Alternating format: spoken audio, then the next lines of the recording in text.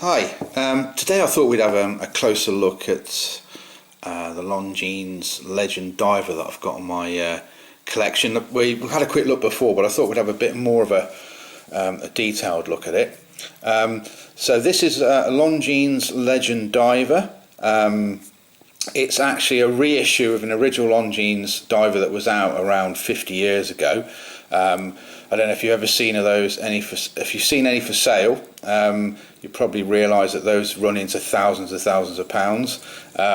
This reissue, it's worth mentioning that this particular one doesn't have a date. The original didn't have a date, and when they started producing this reissue in 2007, it was without the date. But I believe by 2009 they'd stopped making the no date and they added a date window to it, and that looks pretty cool actually. It's okay.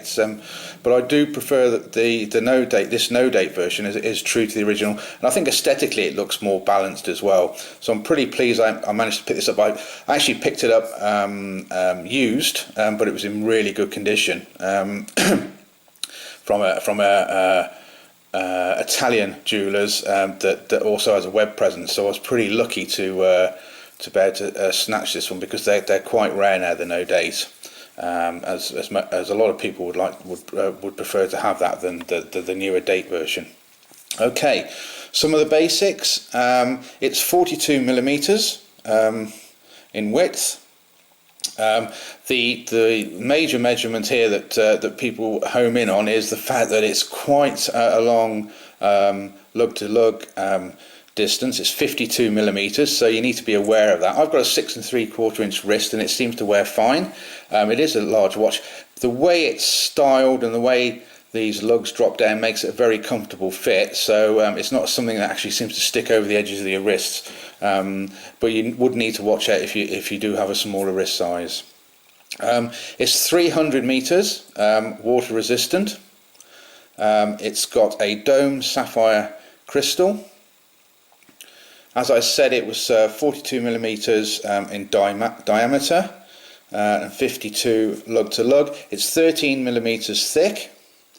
Okay, so it's pretty, not an overly thick case. Really nice design to it. On the back, you can see rather cool scuba guy engraved there, and the actual crystal is AR coated as well. It's a beautiful crystal, and even though it's sapphire, it has got that dome look to it, which kind of harks back to the original with the acrylic crystal that it had. So they've done a really good job there. Obviously you'll notice it's got two crowns, which is unusual. This is the crown that you adjust. They both unscrew for water resistance. This one adjusts the time. This one here, you unscrew and it adjusts the inner bezel like so, and then that just screws back in. The movement is an ETA 2824-2. It's got 38 hours power reserve, and it's a really beautiful watch. Really beautiful watch. A lot of manufacturers now harking back to their older models and doing reissues, and this one has been done really well. You notice on the two crowns there as well, there's some cross hatching, so if you can see that without being out of focus. So that's a nice detail there. And the actual strap it came with was nothing wrong with the strap it came with. It's a sailcloth type strap. And it's got a nubuck type leather lining to it, so it's a really nice strap. It's just a bit plain, so since getting it, I've changed the straps a few times.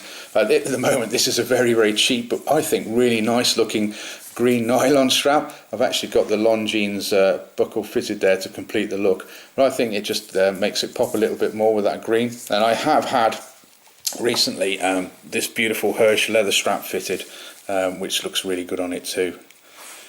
Just trying to think if there's anything else I can tell you about it. I think they're price wise, the date, they're around £1,200 or £1,300.